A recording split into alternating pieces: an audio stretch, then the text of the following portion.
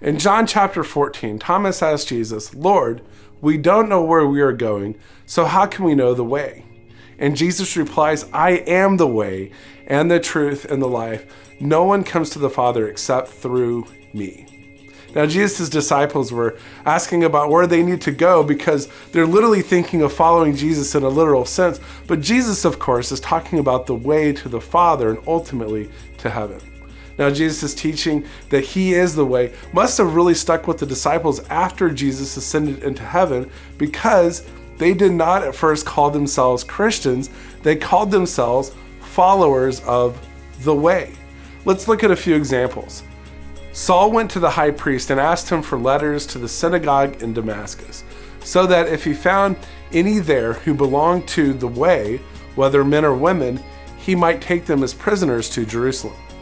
But when some became stubborn and continued in unbelief, speaking evil of the way before the congregation, he withdrew from them and took the disciples with him, reasoning daily in the hall of Tyrannus.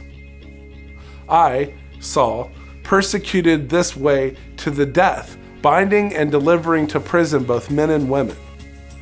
But this I confess to you, that according to the way, which they call a sect, I worship the God of our fathers, believing everything laid down by the law and written in the prophets. So, we see that the early church here believed that Jesus really was the way, so they identified as followers of the way.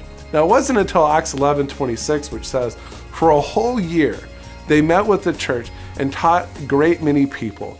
And in Antioch, the disciples were first called Christians."